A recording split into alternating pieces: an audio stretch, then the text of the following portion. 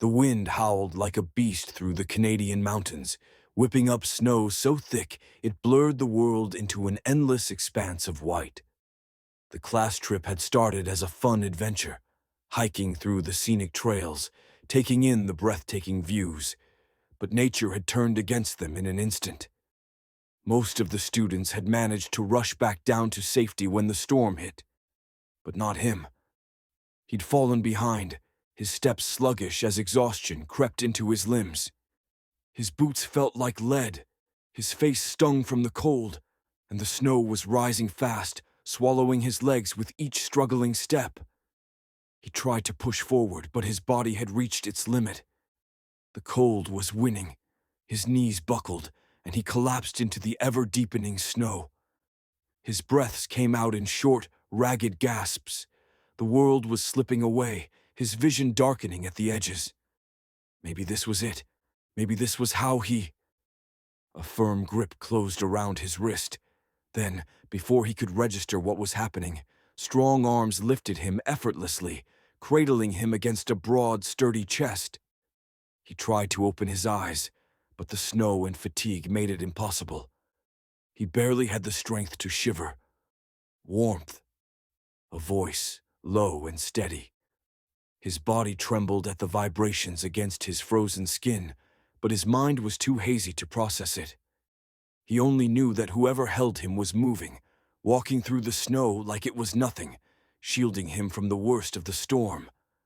A door creaked open, and warmth enveloped him like a heavy blanket.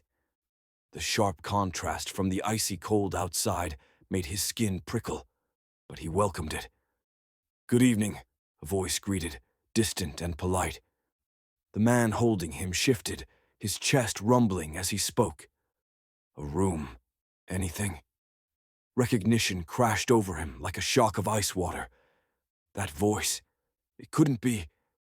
The person behind the counter cleared their throat. "We only have one room left, sir. It only has one bed, though." A low grumble. "Yeah, just give me the goddamn keys." Xavier. It was Xavier. Through the lingering haze in his mind, through the creeping warmth that soothed his aching bones, realization struck hard and fast. The man carrying him, saving him, was the last person he ever expected. His enemy. Heat. That was the first thing he felt when consciousness started to creep back in. His body ached, every limb weighed down as though he'd been carved from ice and was only just beginning to thaw. A dull pounding settled in his skull, a rhythmic reminder of just how close he'd come to freezing to death. The mattress beneath him was softer than he expected, the sheets tucked tightly around his form. He was in a bed, not in the snow, not lost on the mountain, but somewhere safe, somewhere warm. The events leading up to this moment were blurry, but one thing remained crystal clear. Xavier. His stomach twisted at the thought. His sworn rival, the person who never missed a chance to taunt or antagonize him, had been the one to save him, had carried him through a raging blizzard, had paid for a room, a bed, had stayed. His eyes fluttered open, struggling against the exhaustion still weighing on him. The room was dimly lit, golden hues from an old-fashioned lamp casting long shadows against the wooden walls.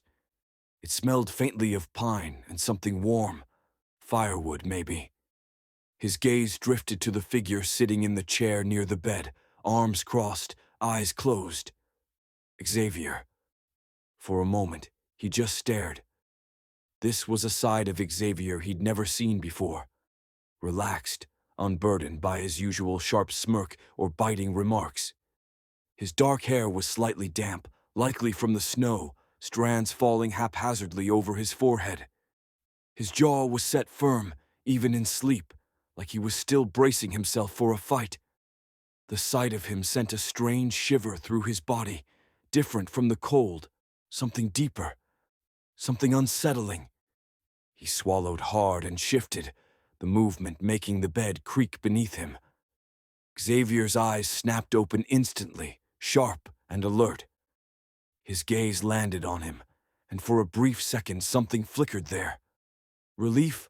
annoyance, something else entirely, but it was gone before he could place it. "You're awake," Xavier said, voice rough from sleep.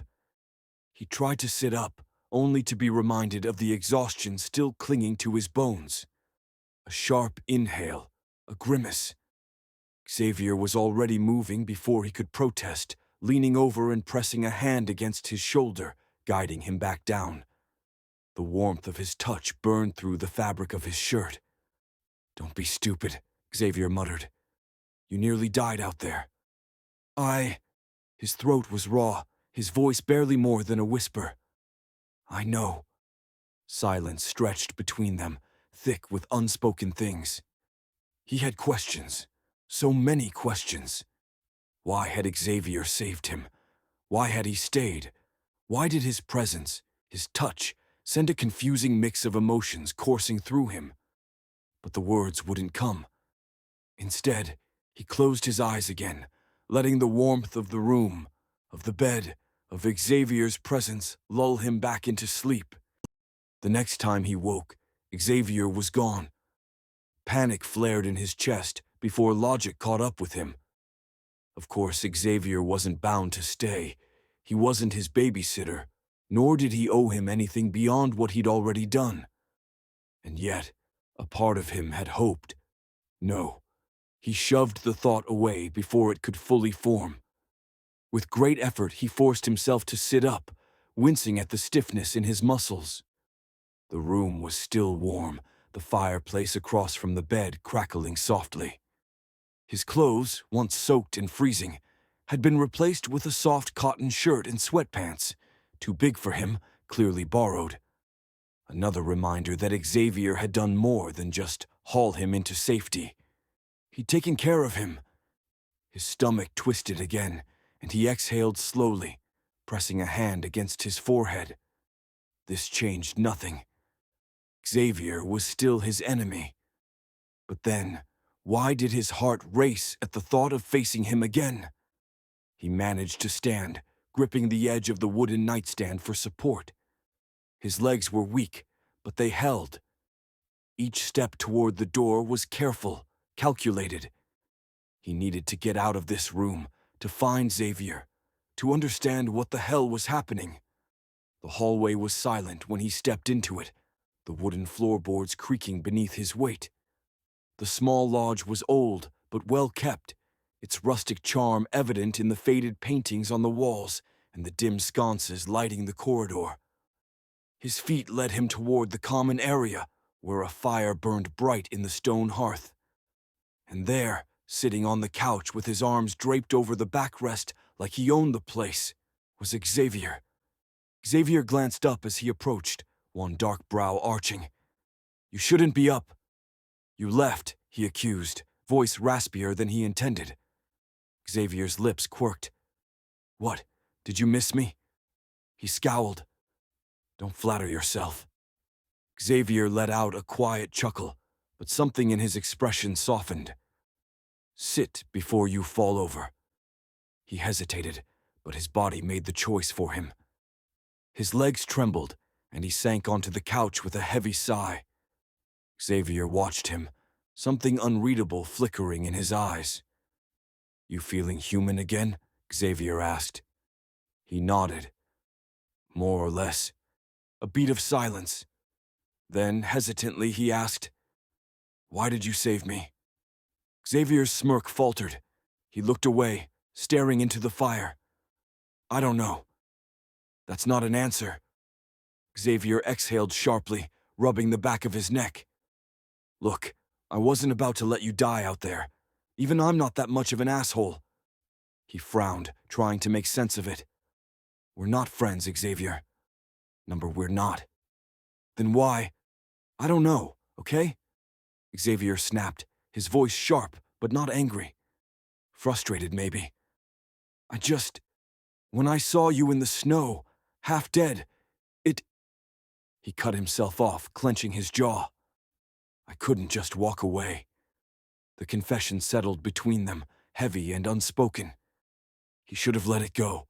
He should have nodded and accepted the answer for what it was.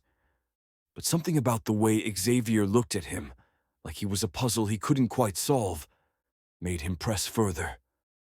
"And now," he asked quietly, "are you just going to pretend this never happened? Go back to being my rival?" Xavier's gaze snapped to his, something fierce burning behind those dark eyes. "Do you want me to?" He swallowed hard, his heart hammering against his ribs. He didn't have an answer, and that terrified him more than anything. The silence between them stretched, thick and tangible, as if the air itself hesitated to move. The glow of the fireplace cast flickering shadows across Xavier's face, highlighting the tension in his clenched jaw, the unreadable emotions swirling in his eyes. He swallowed hard, forcing himself to hold Xavier's gaze. "I don't know what I want."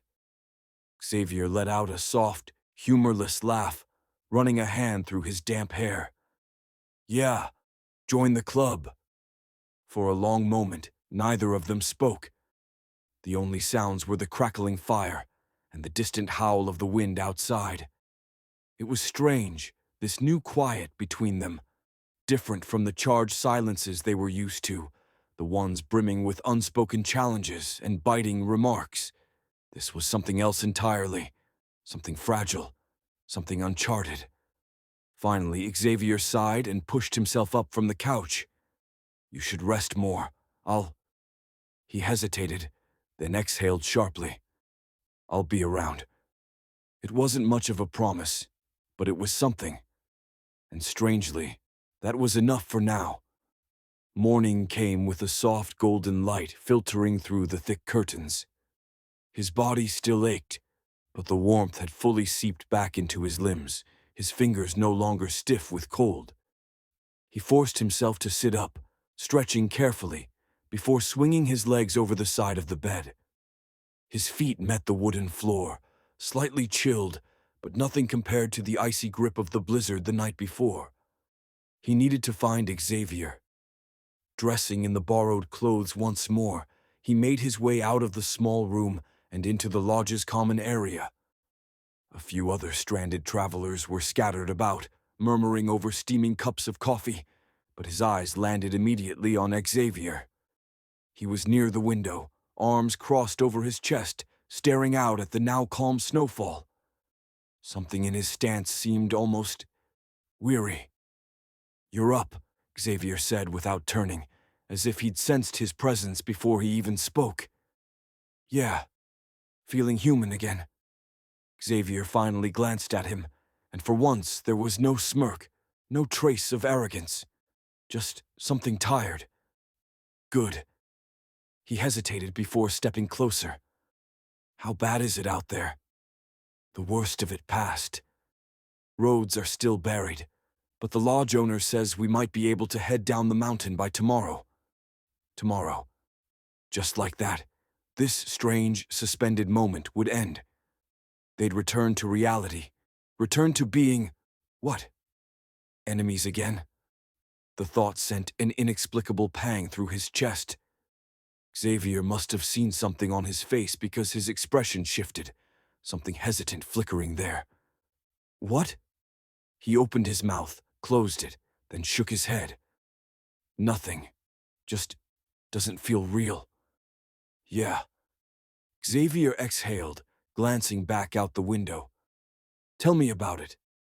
The weight of everything unspoken loomed between them, but neither of them dared to break it. Instead, they stood side by side, watching the snow settle over the mountains, pretending, for just a little while longer, that the world beyond this lodge didn't exist.